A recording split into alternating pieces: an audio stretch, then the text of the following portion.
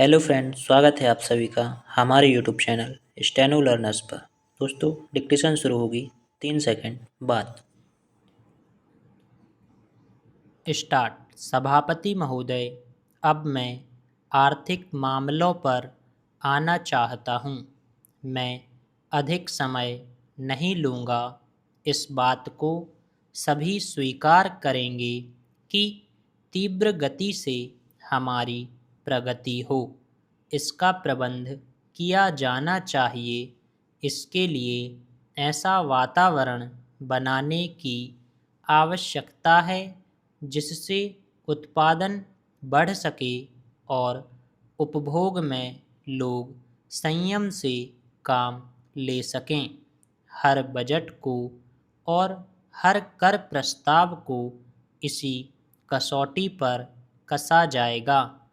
तो क्या उससे उत्पादन बढ़ता है? क्या वितरण में समानता आती है? और तीसरी बात यह कि क्या हम देश में ऐसा वातावरण बना सकते हैं कि लोग जितना कमाते हैं उतना खर्च ना करें, उसमें से बचाएं और उसे राष्ट्र की समृद्धि में लगाएं।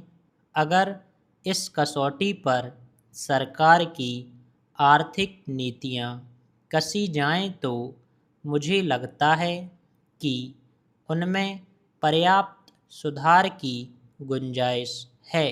पैरा। मैं वित्त मंत्री की कठिनाई को समझ सकता हूँ। विकास की आवश्यकता अधिक धन की मांग करती है। राज्य सरकारें अधिक टैक्स लगाने के लिए तैयार नहीं हैं। वे केंद्र से कर्जा लेकर अपना काम चलाना चाहती हैं। वहाँ कोई वित्तीय अनुशासन नहीं है। यह सारा बोझा केंद्र को उठाना पड़ेगा और केंद्रीय सरकार कठिनाई में पड़ेगी। इसलिए मैं समझता और इस सुझाव को दोहराना चाहता हूँ कि राज्यों को इस संबंध में निर्देश दिया जाना चाहिए।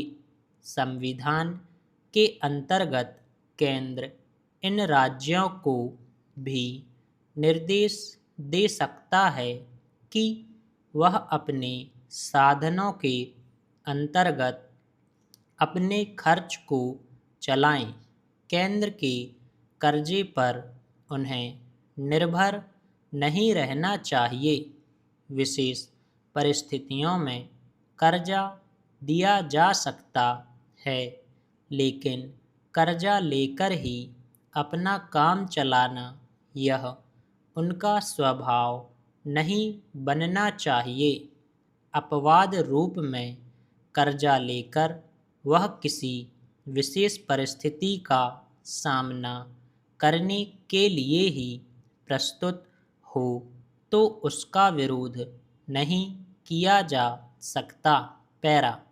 दूसरी बात यह है कि देश में सादगी और संपत्ति को उड़ाने के बजाय उसे उत्पादक कार्यों में लगाने का वातावरण बनाना चाहिए। मैं नहीं जानता वित्त मंत्री महोदय इससे कहाँ तक सहमत होंगे, लेकिन आज देश में समाजवाद की चर्चा बहुत होती है। लोगों का समाजवाद की ओर देखने का दृष्टिकोण विकृत हो गया है। लोग हमें क्या मिलता है इस ओर ज़्यादा ध्यान देते हैं। हम कितना खर्च करते हैं इस ओर ध्यान नहीं देते हैं। समाजवाद बिना संपत्ति की अभिवृद्धि किए और बिना उसके समान वितरण के नहीं आ सकता। स्टॉप।